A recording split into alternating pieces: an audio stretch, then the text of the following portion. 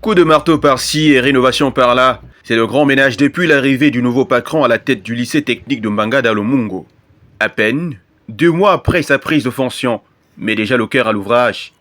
Premier chantier, le Clean School. Le lycée technique de Mbanga a reçu un avertissement de la hiérarchie lorsque je suis arrivé pour la période 2023-2024, où un certain nombre de mesures avaient été demandées par la haute hiérarchie, notamment réaménager la cantine scolaire, parce qu'on s'est rendu compte que les produits qui étaient vendus là-bas n'étaient pas toujours des produits homologués et que les dames qui vendaient là-bas n'étaient pas identifiables. Donc, nous avons pris un certain nombre de mesures. Ces personnes ont déposé des dossiers en bonne et due forme et nous avons changé le lieu de la cantine. Donc, si vous faites un tour, vous verrez que c'est beaucoup plus agréable là-bas.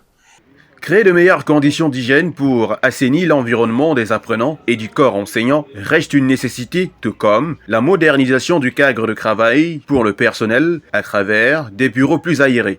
Déjà, si vous avez fait le tour, vous vous êtes rendu compte que le bloc administratif est complètement en train d'être refait. Nous sommes également en train de faire les toilettes parce que nous sommes dans la logique de Madame le ministre qui concerne le Clean School. Et ce Clean School ne sera pas seulement un Clean School au niveau des équipements, au niveau de l'environnement. Le Clean School va continuer au niveau des comportements. Un accueil à chaud pour Jean Fouda dans son nouvel établissement. Mais pas suffisant cependant pour l'éloigner de sa vision, celle de faire de ce lycée une référence. Et cela passe par la rigueur et la discipline. Maintenant, en ce qui concerne les élèves, je dois déjà féliciter ces élèves parce que depuis que nous sommes arrivés, la grande majorité sont en train de rentrer dans la logique, la nouvelle logique qui consiste à venir à l'heure, à rester dans les salles de classe, à éviter de flâner dans la cour. Donc, à ce niveau-là, les élèves sont, je pense qu'il faut simplement qu'on maintienne le cap parce que si un enfant est en classe et si un enfant a un enseignant, parce que parfois, l'enseignant flâne parce que l'élève flâne parce que l'enseignant n'est pas en cours. Mais avec les dispositions qui sont prises pour que les enseignants soient dans les salles de classe, je pense que si nous maintenons le cap, les résultats en fin d'année seront formidables. Autre sujet sur la table, la question du respect des quotas.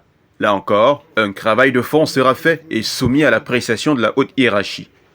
Parce qu'on s'est rendu compte qu'ici, on a une pléthore d'enseignants et qui se retrouvent souvent pratiquement avec des quotas non atteints. Nous sommes en train de refondre les emplois de temps pour que nous essayons de voir quels sont les enseignants qui sont désœuvrés, qui n'ont pas les quotas requis, pour qu'on informe Madame le ministre qui peut, en fin de compte, redéployer ces derniers. Mais le principal challenge de cette année scolaire réside sans doute dans l'implémentation du matricule unique.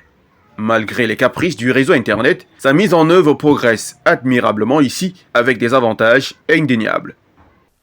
Au départ, on se retrouvait avec d'énormes problèmes avec les enfants, surtout ceux qui sont en classe d'examen. Mais aujourd'hui, avec le matricule unique, on est capable d'identifier et d'avoir l'assurance que nous avons les effectifs réels au niveau des établissements. Donc pour moi, c'est une idée novatrice. C'est une idée qui permettra aux chefs d'établissement de travailler avec beaucoup plus d'aisance aujourd'hui et nous n'aurons plus les problèmes que nous avons connus par le passé. Le matricule unique permet déjà de connaître quel est l'effectif réel de votre établissement.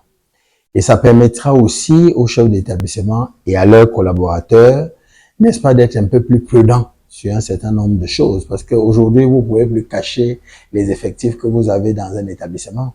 Parce qu'un élève qui a fréquenté chez vous et qui n'a pas de matricule, l'année qui va suivre, il aura énormément de difficultés pour fréquenter dans un autre établissement.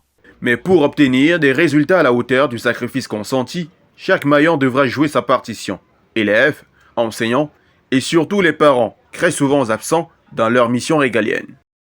Aux parents, je vais leur dire de continuer le travail qui est fait ici. S'assurer que l'enfant travaille le soir, s'assurer que l'enfant est parti tôt de la maison pour l'école, parce que le plus souvent, les retards sont souvent occasionnés par des parents qui donnent certains travaux aux enfants. Il y a des enfants qui sont obligés de passer par le champ avant d'arriver ici.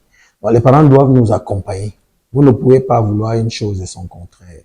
Il y a le week-end où l'enfant peut aller au champ. Donc, pendant la semaine, il faut s'assurer que l'enfant va à l'école.